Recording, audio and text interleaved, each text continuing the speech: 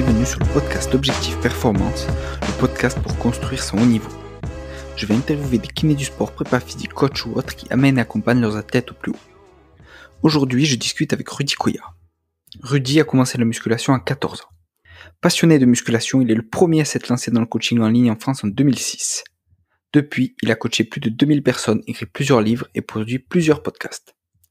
Dans cet épisode, on parle donc de musculation, de passion, de coaching, mais aussi d'écriture et de lecture. Si cet épisode vous plaît, n'hésitez pas à me contacter ou à contacter directement Rudy via son site www.rudykoya.com. Il se fera un plaisir de vous répondre. Je compte sur vous pour partager l'épisode au plus grand nombre et en parler à vos collègues. Bonne écoute à tous. Salut Rudy. Salut Jus. Merci à toi d'avoir répondu à ma demande d'interview. C'est avec plaisir, depuis le temps qu'on se connaît, et comme je suis un fervent auditeur de ton podcast que tu m'avais fait découvrir quand tu l'avais lancé, c'est un plaisir d'être là. Super, merci beaucoup. Est-ce que pour ceux qui te connaissent pas, tu peux un peu te présenter ton parcours et te définir en quelques mots, parce que t'es coach, tu fais aussi un peu de prépa physique, tu fais de la formation, comment toi tu te définis? À la base, je me définis comme un passionné de musculation, et en fait, à partir de cette passion, j'ai monté pas mal de projets autour de la musculation sans dopage, qui est une niche, on peut dire, puisque le milieu de la musculation, comme beaucoup le savent, est gangréné par le dopage, par l'hypocrisie. Et donc, à partir de là, j'ai développé pas mal de sites internet, dont superphysique.org, rudykoya.com à mon nom, où je propose du coaching à distance. J'étais le tout premier en France à en proposer en 2006. Des livres, des formations. Avec Superphysique, on a une salle qui t'attend toujours pour que tu puisses venir t'entraîner, mais je vois que tu es réticent depuis quelques années. Il y a également la Villa Superphysique, on a une application, etc., etc. Mais en gros, je fais tout ce qui existe et qui gravite autour du milieu de la musculation pour aider les pratiquants à mieux progresser et à être un peu moins perdus dans cette jungle qui est devenue le net. C'est clair. Et à quel âge, donc personnellement, toi, à quel âge tu as commencé la muscu?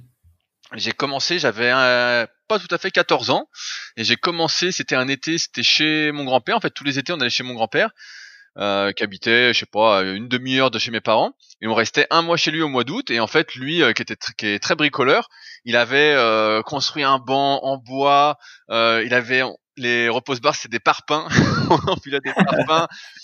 Pareil, il avait construit une barre lui-même. Les poids, c'est lui qui les avait faits, et donc on s'entraînait avec ça tout l'été. Et c'est là que j'ai vraiment commencé la muscu. Ouais. Et du coup, tu en faisais justement avec ton grand-père ou tu en faisais tout seul? En fait, tous les après-midi durant ce mois d'août, ça a duré quelques années comme ça, mais tous les après-midi durant le mois d'août, on faisait muscu vers 16-17 heures. Avant, on jouait au ping-pong, donc j'ai fait du ping-pong en club, du tennis de table quand j'étais gamin, donc on faisait ping-pong. Et puis des fois le matin, on jouait un peu au foot dans la rue. donc c'était vraiment des journées très sportives, un mois très sportif. Et ouais, en fait, on s'entraînait.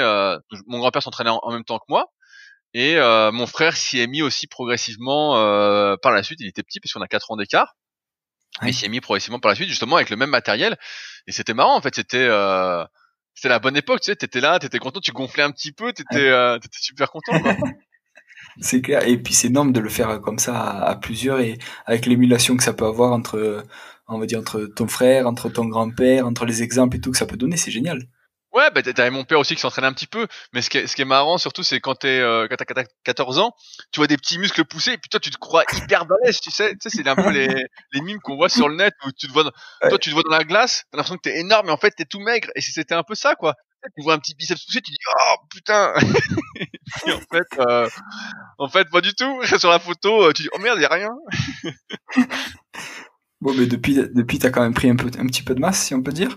À quel âge, du coup, tu as basculé entre, on va dire, la muscu pour te faire plaisir, et à quel âge tu t'es dit, ça va devenir un métier et j'ai envie d'apprendre aux autres et de les coacher? En fait, assez rapidement, tu vois, moi je suis quelqu'un qui est très passionné quand je fais une activité, et j'ai tout de suite l'envie, même aujourd'hui, dans tous les trucs que je fais, d'en savoir le plus possible, de retransmettre, de partager mon expérience. Et donc à 14 ans, j'étais en troisième, si je dis pas de conneries. Après, en seconde, la muscu a pris une place encore plus importante, et je voyais des pubs dans le magazine Sport et Vie, qui est un super magazine qui existe toujours d'ailleurs, C'est clair. pour passer le BEA CPC, je crois. si je dis pas de conneries, si j'ai bonne mémoire, donc pour devenir prof de muscu. Et je me dis, ah bah c'est ça que je veux faire, etc. Et donc en première, la question s'est un peu posée. J'ai fait quelques mois en première, et en fait, je suis parti directement dans une école privée qui préparait. Donc le diplôme était devenu le B2ES à Cumez.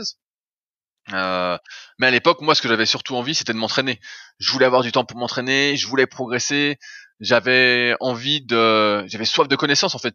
J'avais acheté tous les livres de Jean Texier, qui était la référence à l'époque. Dès que j'avais du temps sur le net, il n'y avait pas beaucoup de moteurs de recherche à l'époque. Je me souviens, moi, j'étais sur Copernic et je tapais tous les jours musculation ou culturisme ou force. Et puis en fait, je cherchais tous les jours un nouveau lien, mais en fait, t'arrivais vite au bout, quoi. Il n'y avait pas grand chose. Donc au début c'était plus pour m'entraîner, ce qui m'a amené à faire des super rencontres comme Marc Vouillot, comme Jean-François Nicolai, qui étaient mes profs dans l'école où je préparais le diplôme. Et j'ai eu en même temps après une dérogation pour le passer, du moins puisqu'à l'époque c'était en 2 parties, pour passer le tronc commun à 16 ans. Et le diplôme final, j'ai pu le passer qu'à 18 ans. Fallait avoir 18 ans, donc il y avait qu'un seul endroit, c'était le Krebs de Mâcon.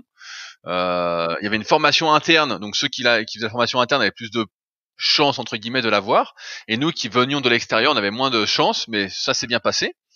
Et à partir de là, en fait, ce qui s'est passé, c'est que j'ai tout de suite eu des demandes de coaching parce que j'étais très très présent sur le net. Je suis arrivé sur le net en 2001, à mes débuts en fait. Tu vois, mon grand-père était très très connecté sur le net déjà à l'époque. C'était dès que c'est sorti, il était chez AOL. Je sais même pas si ça existe encore. Et donc, ouais, ça n'existe plus, tu vois. Et donc, on regardait les trucs, etc. Et donc, moi, j'ai vite commencé sur les forums de musculation. Et en fait, les gens ont vu ma progression chaque année, ont vu que j'étais passionné. Et j'avais déjà des demandes, en fait, pour faire des programmes quand j'ai eu mon diplôme, en fait. Donc, ça s'est fait un peu tout seul et ça s'est imposé, tu vois. Ouais, et à partir de quand tu te dis, au lieu de rester sur les forums et de coacher entre guillemets les gens qui me contactent sur les forums, je vais vraiment structurer le truc et en faire un site et pour avoir une portée, on va dire, plus grande. Bah, en fait, tu sais, quand t'as 18 ans, tu penses, moi, j'avais pas trop cette ambition. Au début, je me disais, Ouais, voilà, si j'avais gagné, j'habitais chez mes parents. Je me disais si je gagne 1000 euros par mois, je serais super content, quoi. Mais vraiment, ouais, et donc celui qui allait devenir mon associé quelques années après sur Superphysique, Fabrice, m'avait fait un petit site qui s'appelait coach-perso.fr ou .net, je sais plus, et où il y avait juste une photo de moi, et puis suivi entraînement, suivi diététique, et puis voilà, et puis mon email, et puis les gens me contactaient. Et en fait, ça a tellement bien marché que je suis vite arrivé à cet objectif-là. En parallèle, j'ai été dans une salle en région parisienne qui venait de s'ouvrir pour proposer de coacher dans cette salle-là, parce que j'avais déjà conscience, c'est encore pire maintenant, mais déjà à l'époque c'était très difficile de te faire embaucher en tant que prof de musculation, du moins sur le plateau, si tu donnais pas de cours de fitness. Donc j'avais proposé d'être indépendant dans la salle. En contrepartie, je donnais une partie de ce que je gagnais. Et en fait, j'ai rapidement eu aussi quelques élèves à la salle. Ce qui est bien dans le réel, c'est qu'à l'époque, voilà, c'était très très peu développé. Je parle de 2006, tu vois. Et ben en fait, comme ils avaient des résultats, ils en parlaient et ça faisait un peu boule de neige. Et sur le net, c'était un peu pareil. Comme j'étais le pionnier, il y avait personne. Et donc dès que je mettais un avant-après, il y a que moi qui mettais un avant-après. Donc tout de suite, ça faisait parler. Et donc au fil des années, comme tu dis, ouais, ça s'est structuré en fait. Après le site s'est développé. J'ai pu embaucher entre guillemets un webmaster, un graphiste. Après il y a eu l'idée de Superphysique. Il y a plein d'idées en fait qui se sont mis en place, mais au début c'était pas du tout prémédité. En fait, moi je me disais juste, j'avais l'exemple du prof de musculation qu'il y avait dans la salle où je m'entraînais à Tremblay en France. Et lui, il faisait, je sais plus, il faisait une trentaine d'heures, il gagnait 1500 euros par mois. Et c'était mon objectif en fait à la base. Je me dis voilà, moi je vais faire ça, c'est cool, je suis à la salle, je peux m'entraîner, je vais aider un petit peu les gens à mieux s'entraîner, même si j'avais pas énormément d'expérience. À 18 ans, tu te rends bien compte que c'est le début, même après quelques années de pratique. Et en fait, ouais, il y avait aucune salle qui embauchait, surtout un jeune de 18 ans, donc pour tenir un plateau muscu. Et donc en fait, le net s'est un peu imposé de lui-même. Et j'avais démarché une salle, et c'est comme ça que j'ai commencé et que finalement ça a grossi,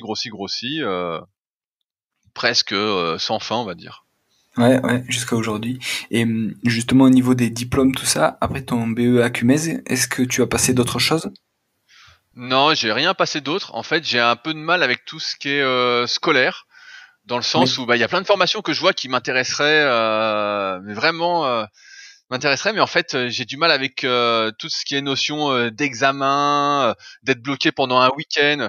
Moi, la muscu, quand j'ai passé mon B2ES à Cumez, quand je suis arrivé à l'école de formation, en fait, j'avais déjà tellement lu auparavant, je m'étais tellement documenté que je savais déjà ce que le prof allait dire. Des fois, on avait même des débats, tu vois, du haut de mes 16-17 ans sur les trucs que j'avais lus.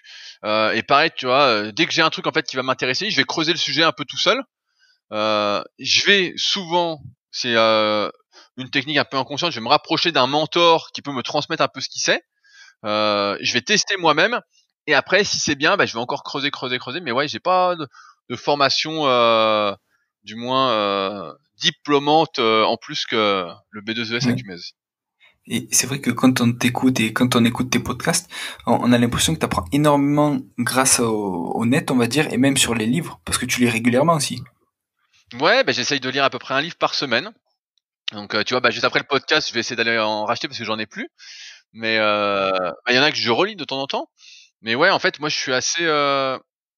J'ai jamais été trop dans le système, si on peut dire, dans le système celui de la plupart. Et j'ai jamais été très scolaire en fait. J'aime pas trop cette notion d'examen, de jugement. Donc je préfère en fait faire. Mais après, comme tu dis, aujourd'hui, voilà, même si le net, il y a beaucoup d'informations, c'est dur de s'y perdre. Si tu fais des bonnes recherches, tu peux trouver ce que tu veux. Aujourd'hui, sur les réseaux sociaux, voilà, il y a du pour, il y a du contre. Mais si tu suis les bonnes personnes, il y a des super informations. En ce C'est moment, je clair. m'intéresse beaucoup à la neuroposturologie. Donc, D'accord. tu vois, je suis un petit peu. Je me suis rapproché de Sébastien, avec qui je collabore dessus, pour qu'il m'apprenne, il me coach un peu sur le sujet, etc. Donc, ça m'intéresse énormément, tu vois. Mais je suis pas là à me dire, je vais passer la formation, parce que moi, je suis plus pratique en fait, et j'ai du mal avec le fait d'être assis pour apprendre. Moi, j'ai besoin de faire en fait. Ouais. T'as besoin de pratiquer et d'expérimenter par toi-même, quoi. Ouais, ouais. Ok. Super. Et combien de personnes tu as coaché? T'as compté? Tu sais à combien tu en es depuis que tu as commencé? Mais j'avais arrêté de compter en 2016. C'est ce que je marque sur mon site rudicoya.com. J'avais dépassé les 2000 en fait. D'accord. Donc j'avais dépassé les 2000 et puis après bah, j'ai arrêté de compter. Je dis bon bah voilà, ça fait plusieurs milliers de personnes. Mais bah, c'est normal aussi, tu vois. 2016, ça faisait 10 ans que je coachais sur le net avec des suivis hebdomadaires. Et donc bah ouais, on peut bien se rendre compte. 10 ans, ça fait 200 élèves par an. Voilà, sachant qu'il y a des périodes où j'ai vraiment travaillé énormément parce que je proposais que du coaching, c'était ma seule source de revenus entre guillemets, donc je faisais que ça. Je suis même monté des fois à 300 élèves par mois, mais là, bon, je bossais comme un dingue, hein. C'était c'était du 8h 22h tous les jours quoi. Donc puis après j'ai arrêté de compter parce que maintenant je suis plus du tout dans cette optique de toujours plus. J'arrive à me satisfaire de ce côté-là, mais et ça, moi je trouve que c'est bien parce que justement tout ce côté un peu pratique que j'ai, des fois ça va contredire la théorie, mais en fait c'est de l'expérience. Et comme je te disais, moi je suis plus sur l'empirisme que sur même les études qu'on peut voir, qui sortent, etc. J'arrive à prendre du recul alors que des fois je vois que j'ai du mal avec les théoriciens en quelque sorte. Ouais. Et les élèves que tu coaches, justement, quel niveau ils ont? Tu vois, est-ce que ça passe de l'amateur au, on va dire, quasi pro, ou est-ce que c'est tous les gens qui ont à peu près le même niveau, et comment tu t'adaptes justement à ce niveau-là? Ouais, bah en fait ça a évolué au fil des années. Avec ma pratique en même temps, tu vois, quand j'étais plus jeune, j'ai fait de la force athlétique. Donc j'avais été champion de France en 2005, et donc dans les années qui ont suivi, bah, j'ai coaché pas mal de mecs en force athlétique, dont notamment des types qui étaient en équipe de France.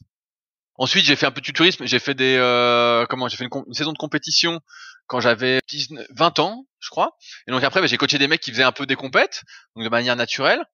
Puis après, ma pratique a évolué plus vers ce que j'avais créé avec mon site clubsuperphysique.org, donc un peu la progression sur des exercices, par exemple réussir à faire 10 répétitions à 100 kg développé couché, donc vraiment un truc performance mais en série moyenne. Donc j'avais beaucoup de personnes qui voulaient progresser là-dessus. Et maintenant c'est un peu un compromis entre tout ça. J'ai plus à voir des personnes qui ont déjà une vie bien installée et qui sont plus Ouais. âgées que quand j'avais 18 ou 20 ans. Donc ils vont avoir 30, 35, 40 ans, voilà, qui ont une vie de famille, qui ont une vie professionnelle, qui veulent se transformer physiquement, qui sont prêts à faire des efforts, qui ont 3 ou 4 créneaux dans la semaine pour s'entraîner, puis voilà, qui n'en sont plus à vouloir perdre du temps, qui en ont marre de ne plus savoir où donner de la tête.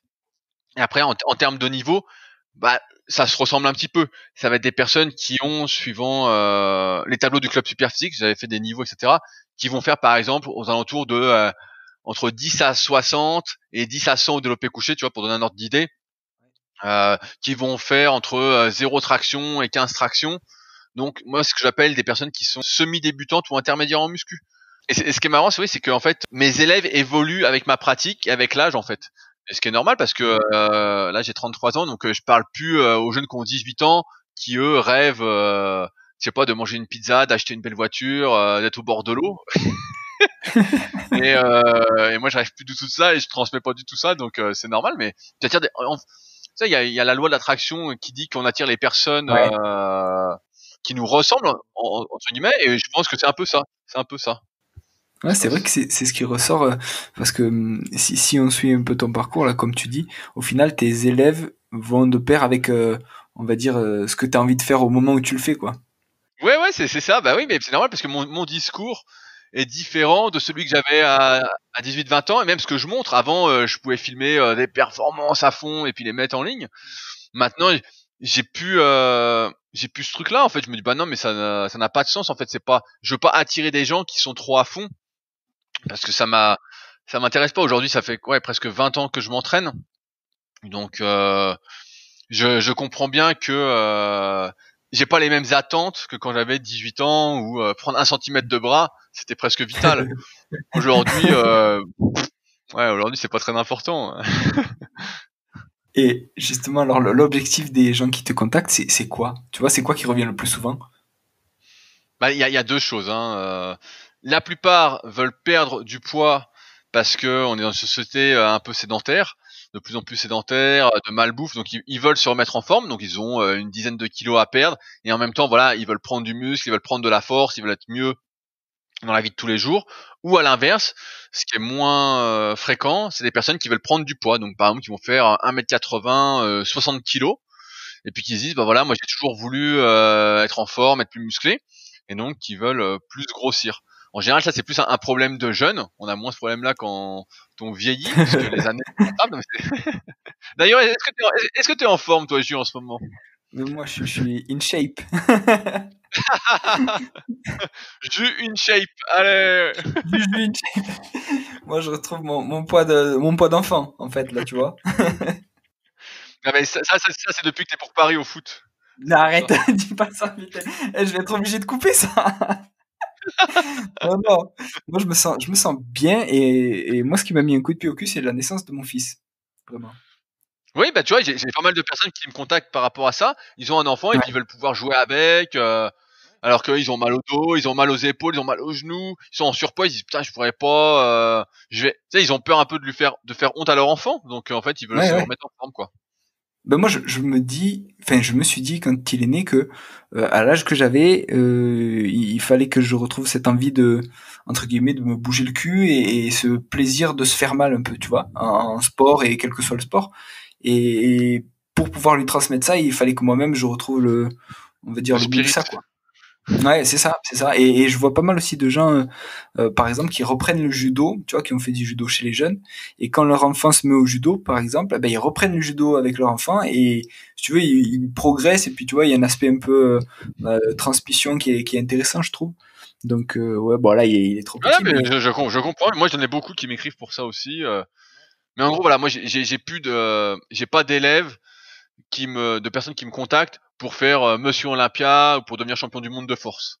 Voilà, là, c'est plus tout ça, parce que voilà, on arrive à des âges où en fait, on comprend bien que tout ça est un peu futile, même si on a toujours cette envie de progresser. de performer, ouais, c'est clair. Et alors, tu écris beaucoup de livres aussi, Leadercast, le guide de la musculation naturelle, la prise de masse naturelle. Et qu'est-ce qui t'a donné envie d'écrire et de mettre ça sur papier? Ben, en fait, j'ai toujours adoré écrire. J'ai écrit mon tout premier article en 2004. Donc tu vois, 2004, j'avais quoi? J'avais 17 ans.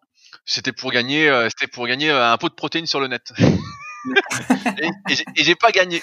J'ai pas gagné. Ah merde. Euh, ouais, bon, c'est pas très grave. Et donc, bah, ensuite, quand on a créé Superphysique en 2009, bah, c'est là que j'ai commencé à vraiment beaucoup, beaucoup, beaucoup écrire. J'avais écrit à peu près 300 articles au lancement pour lancer le site, et puis après un par semaine pendant 7 ans. Ensuite, j'ai développé mon site perso, donc rudicoya.com, où j'ai écrit, pareil, je sais pas, 200 ou 300 articles. Donc en fait, j'ai toujours aimé écrire. J'ai commencé par écrire des e-books, donc des livres numériques, en 2012, parce que j'avais vu que c'était déjà un peu compliqué de s'y retrouver quand on débutait la musculation sur le net à cette époque-là. Aujourd'hui, je ne saurais comment qualifier ça. Mais voilà, j'ai commencé par ça, des e-books, j'en ai fait beaucoup. Et après, en fait, pour me diversifier et surtout pour me faire connaître à un public qui était peut-être pas sur le net, on a fait un livre avec Julien, avec qui j'ai animé pas mal de podcasts, qui s'appelle Le Guide de la musculation au naturel, donc avec les éditions Thierry Soucard, qui est sorti donc, qui est toujours disponible si vous allez à la Fnac, si vous allez sur le site du diable. J'aime bien comme ça tout le monde comprend qu'est-ce que le site du diable, mais dans les librairies, le guide de la musculation naturelle, et donc ça s'est pas mal vendu. Là, je pense qu'avec tout ce qui est confinement, malheureusement, ça s'est pas trop vendu cette année, mais bon, c'est dommage, hein. Mais je pense que sinon on serait autour de 10 000 exemplaires vendus. D'accord. Et en fait, cette expérience-là m'a un peu vacciné du milieu de l'édition, parce que Mmh. sur un livre, en fait, tu gagnes après négociation, hein, aux alentours de 15%. Et comme on est deux, j'ai réussi, en tout cas j'ai réussi. On s'était un peu engueulé avec Julien, donc j'ai réussi à avoir un peu plus. Donc je touche 2 euros brut par livre, avant charges sociales et impôts. Donc tu vois, c'est pas, c'est difficile, Ah, quoi. c'est pas Et énorme, donc hein? je me suis dit bon, finalement, est-ce que moi j'aurais gagné plus d'argent, parce que il y a aussi une notion pécuniaire, il faut que je puisse vivre en fait de ce que je fais. J'ai décidé d'éditer moi-même mes propres livres.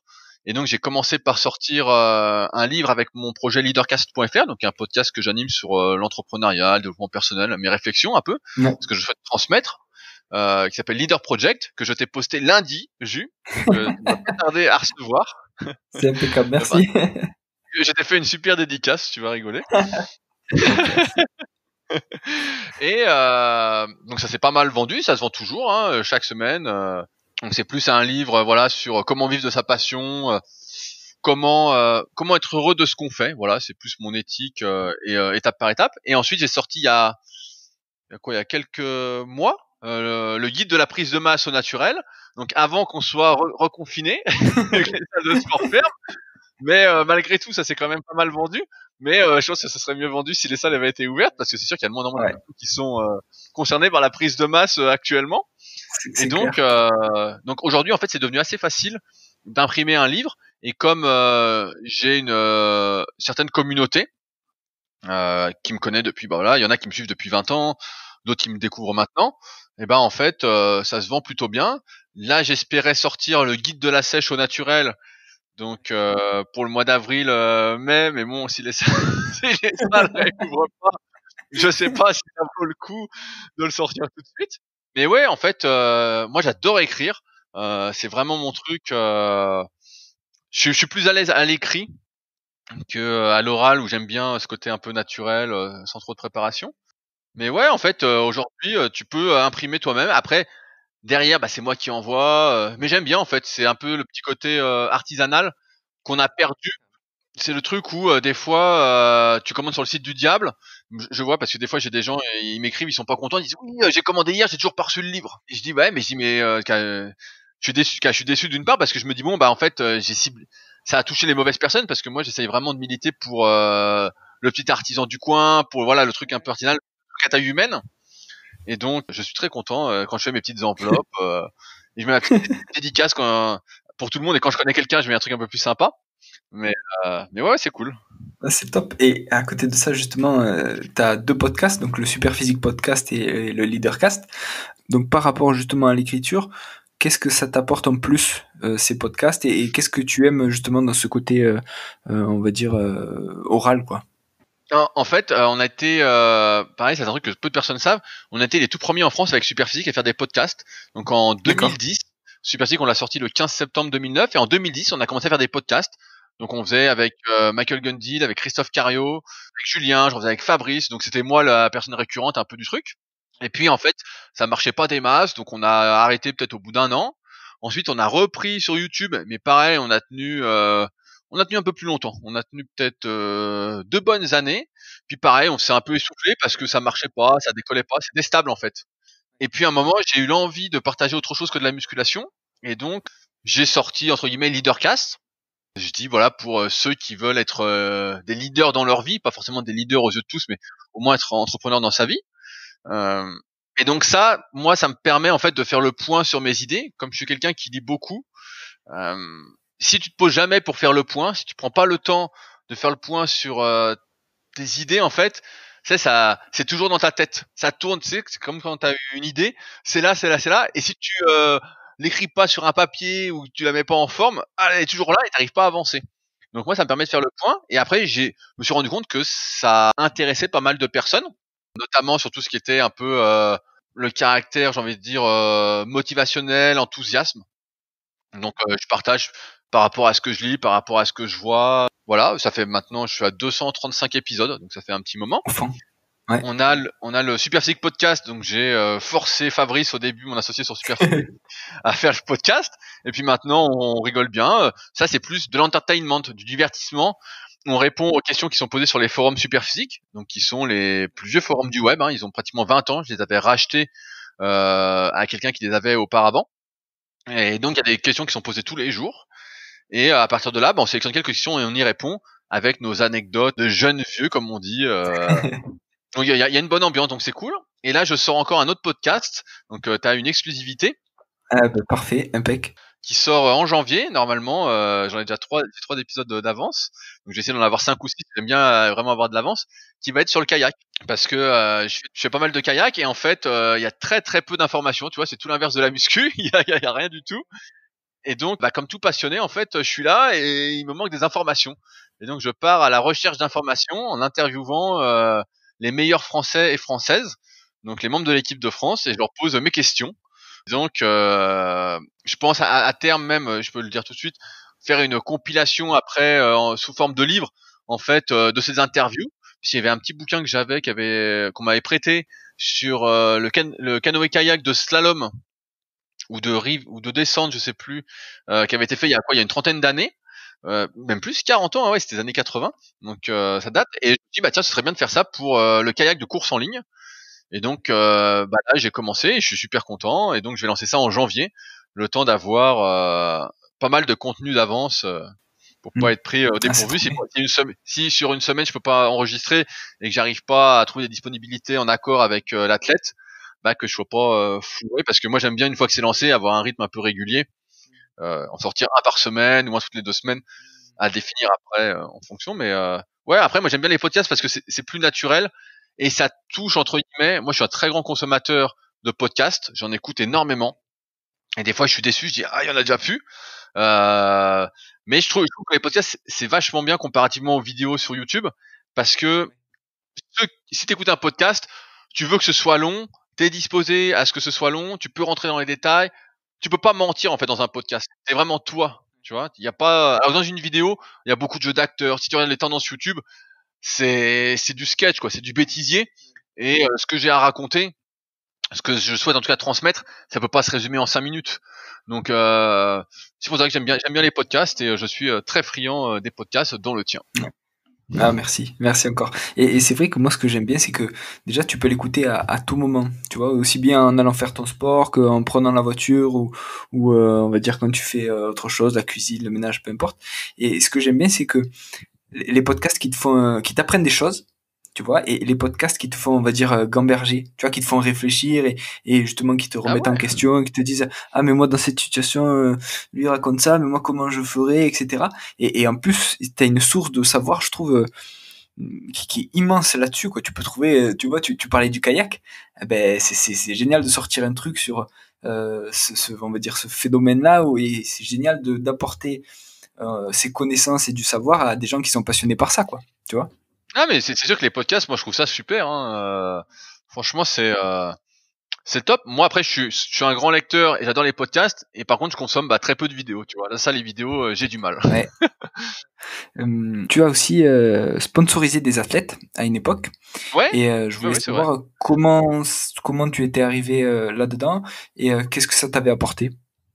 Ouais en fait comme je disais tout à l'heure, moi quand je suis passionné par quelque chose, j'aime bien essayer de découvrir un peu tous les secrets, comment faire pour performer. Et donc j'ai sponsorisé. Je vais pas donner de nom parce que ça c'est J'étais pas très content du sponsoring, mais j'avais sponsorisé un champion de cyclisme sur piste.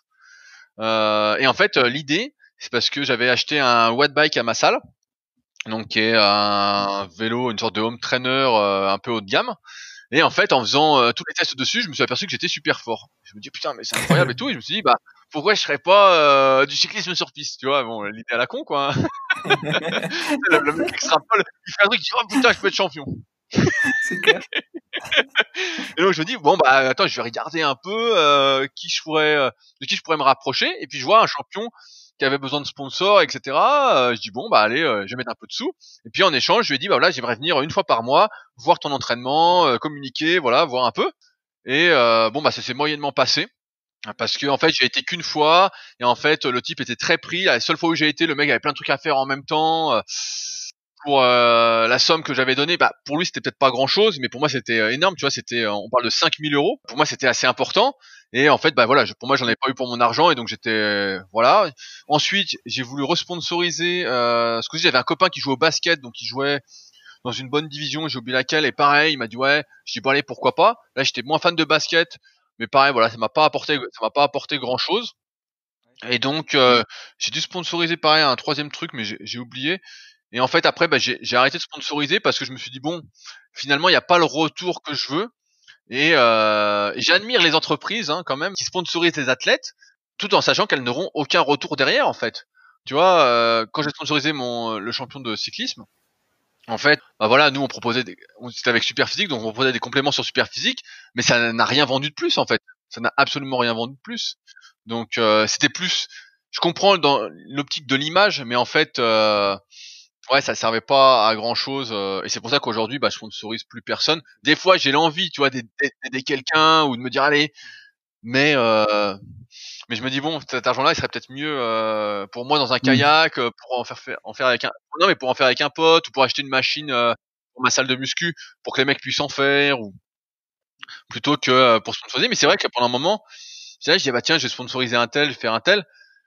Et tu vois, si je peux donner un conseil, là comme j'interviewe bah, les meilleurs kayakistes de France, c'est hyper intéressant parce qu'en les interviewant, tu découvres en fait qui est vraiment investi, qui est le plus investi, parce qu'ils sont tous investis, mais t'en as qui s'investissent plus que d'autres en fait, et tu te Ouais. dis, ça fait un peu comme une enquête d'avance pour te dire, ah, si je devais sponsoriser quelqu'un, qui je sponsorisais, et là tu sais en fait, tu sais, alors que quand j'avais sponsorisé à l'époque, ben Ça fait moins il y de avait recul. l'image médiatique, ouais, il y avait que l'image médiatique, on discute un petit peu, je dis bon bah le mec, voilà, ok, alors que tu vois, il faut bien discuter, à moins que tu sois une entreprise multi-millionnaire, hein, mais ce qui est pas mon cas. Mais ouais, ouais, c'était comme ça, tu sais tu sais, tu mises sur quelqu'un qui a les mêmes valeurs que toi en fait. Et ça, voilà, ça c'est important et t'as moins l'impression de perdre de l'argent. Carrément. Avec tout ce que tu fais, comment tu organises ta journée type ou ta semaine type entre les entraînements, les coachings, l'écriture, les podcasts? Comment tu fais? Bah c'est assez simple, je suis assez organisé de base. Donc le matin, je peux te décrire une journée. Je me lève en général entre, allez, en ce moment il fait nuit et le soleil se lève tard, donc je vais me lever vers 7h30. Mais quand il se lève tôt, je me lève plus tôt. Mais voilà, 7h30. Je vais m'occuper de mes élèves qui m'écrivent souvent, soit tôt le matin, soit tard le soir. Ensuite, je vais toujours aller m'entraîner à peu près vers 10h30, 11h. Donc, quelle que soit la journée, voilà, j'ai une activité sportive vers cette heure-là. Quand j'ai fini ma séance, je vais en général rebosser un petit peu, genre de 14 à 15. Donc là, ça peut être répondre à des mails, écrire un article. Si vraiment j'ai un article qui est là dans ma tête, faut vraiment que je le fasse, je vais le faire toute l'après-midi. Mais voilà, après, je vais faire une petite pause où je vais peut-être lire ou aller marcher ou tu vois me détendre. J'ai besoin d'une coupure. Et ensuite, je vais reprendre genre de 17 à 19-20 heures. Moi, j'aime bien finir tard. Et voilà, où je vais soit faire le podcast. En fait, j'essaye de pas trop en faire chaque jour. J'aime bien, moi, je travaille 7 sur 7, donc moi, j'aime bien travailler un petit peu chaque jour. Donc, par exemple, tu vois, hier, on était mardi, j'ai fait le podcast l'après-midi, et après, je me suis dit, voilà, je fais rien d'autre. Même s'il y avait eu un truc à écrire, je l'aurais noté et je l'aurais fait plus tard. Là, aujourd'hui, on fait le podcast, donc voilà, c'est le truc productif de la journée. Demain, on est jeudi, j'ai le podcast Superphysique à enregistrer, donc pareil, tu vois. Le vendredi, je fais ma vidéo YouTube. En fait, chaque jour a un peu sa tâche consacrée. et j'essaye vraiment d'avoir un truc chaque jour productif. Parfois, ça prend moins de temps que qu'un autre projet, mais c'est pas grave en fait. J'essaie vraiment de me limiter à ça pour pas m'épuiser psychologiquement, comme j'ai pu le faire par le passé quand j'avais 300 élèves. Bah là, t'es sous l'eau, là tu cours, t'arrêtes pas. Et donc ouais, tu vois, c'est assez basique. Et puis, c'est aussi surtout parce qu'au final, t'as pas de coupure puisque tu fais 7 jours sur 7. Oui, Tu répartis ta charge un petit peu chaque jour plutôt que sur 4 jours ou 5 jours de semaine et avec off le week-end, quoi. ouais, ouais, exactement. Ouais, ouais, moi j'aime bien tous les jours quand je me lève avoir des élèves à m'occuper, à discuter. Ouais, moi j'aime bien tout ça. Ah, c'est intéressant. Et on a déjà parlé de pas mal de monde, mais quels ont été tes mentors et les gens qui t'inspirent dans ce métier? Ah, il y en a pas mal, hein. Après, c'est dur de citer des noms, mais quand j'étais gamin, tu vois, j'aimais bien Jean Texier.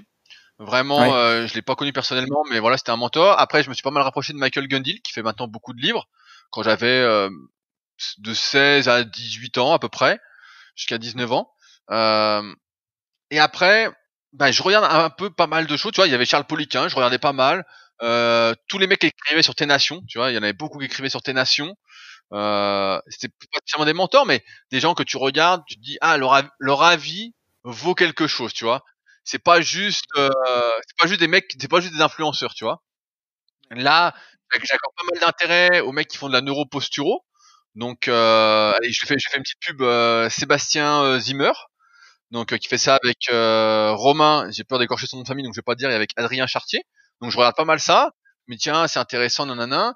Donc après j'aime bien ce qu'il raconte aussi en ce moment j'ai pas leur nom de famille elle s'appelle Victoria donc voilà bon. Car tu vois, il y a quelques personnes en fait à qui je vais accorder du crédit et en fait je vais poncer tout ce qu'ils mettent.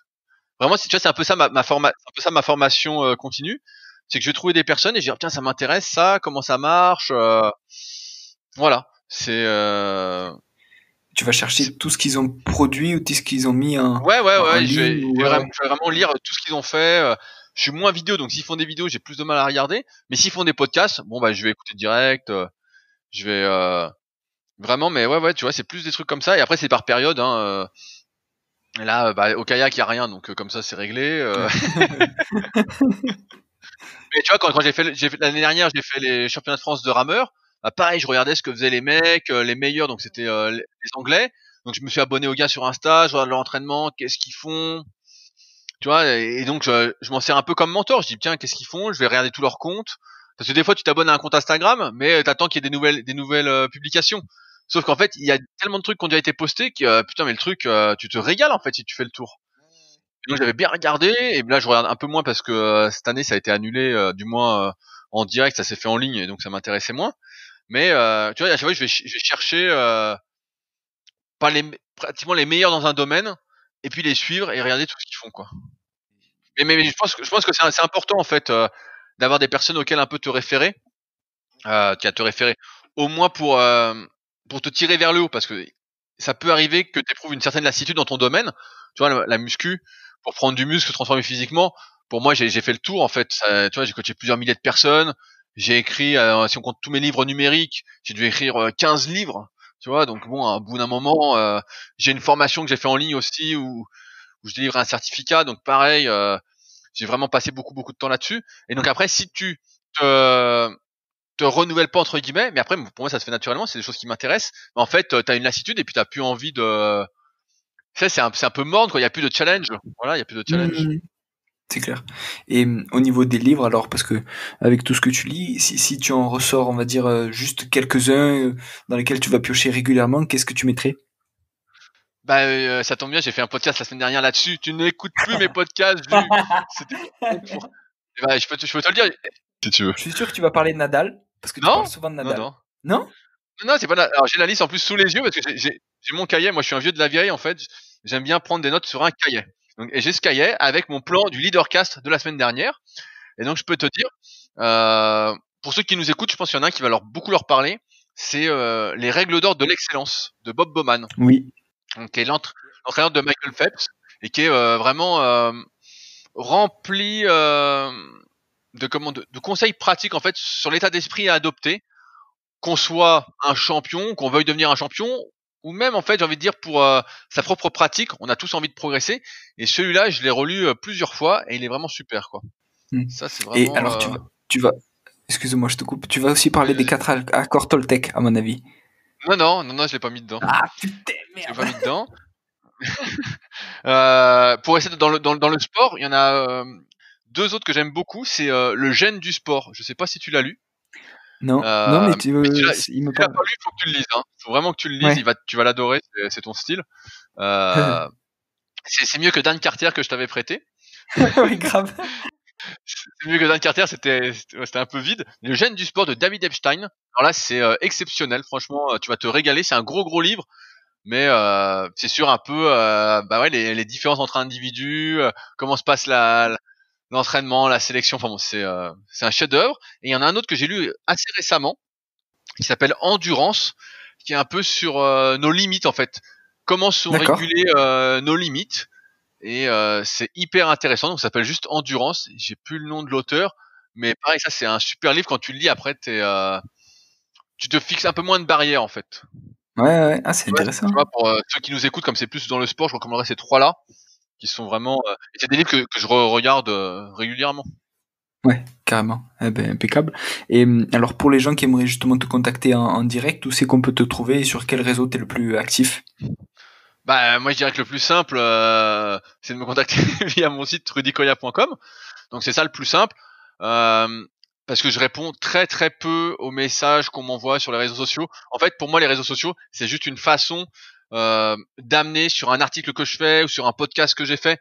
Je suis pas du tout dans.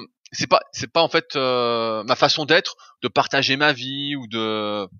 C'est pas du tout qui je suis quoi. Pour moi, si pour partager des fausses photos. Pour moi, j'ai l'impression d'avoir une vie très banale. Donc, j'ai pas me partager et dire ouais, j'ai pris mon café à 10h, il était super bon quoi. Tu sais, je me dis tout le monde s'en fout et en fait il y a des gens qui font ça et puis les gens s'en foutent pas. Alors je me dis putain le monde va mal. Mais donc c'est plus mon site personnel voilà si vous souhaitez me contacter, échanger, il y a un onglet contact sur rudicoya.com. Et après voilà si vous souhaitez voir un peu tout ce que je fais, bah le plus simple après c'est d'aller sur superphysique.org qui renvoie pareil bah tout ce qu'on fait, les compléments, l'application, la salle, donc le Superphysique Gym.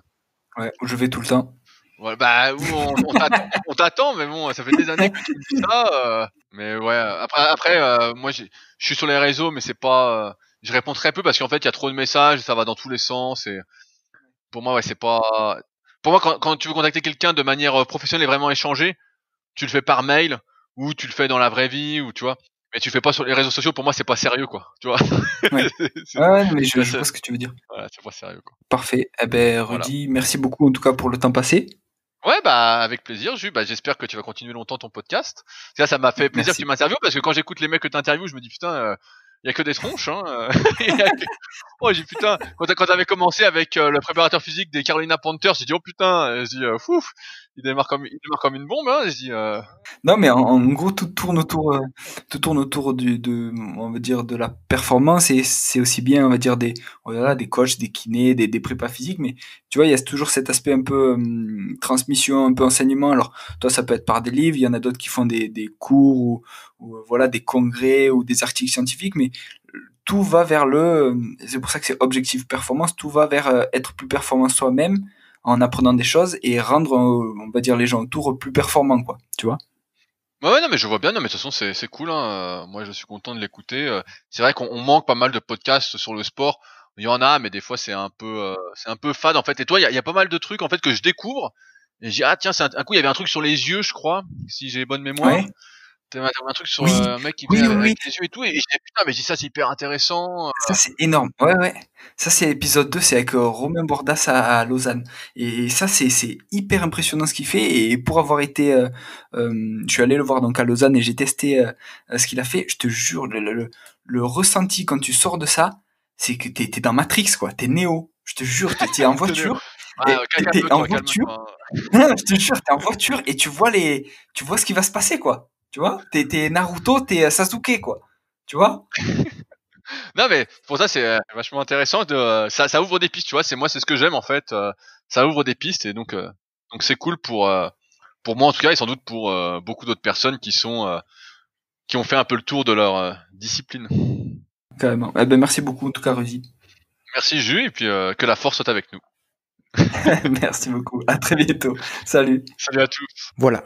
J'espère que vous vous êtes régalés. Si cet épisode vous a plu, n'hésitez pas à mettre 5 étoiles sur Apple Podcast et sur nos minutes et à le partager. Vous pouvez aussi me contacter directement pour me faire un retour. Si vous voulez que j'interviewe certaines personnes en particulier, dites-le moi. À très bientôt pour un nouvel épisode.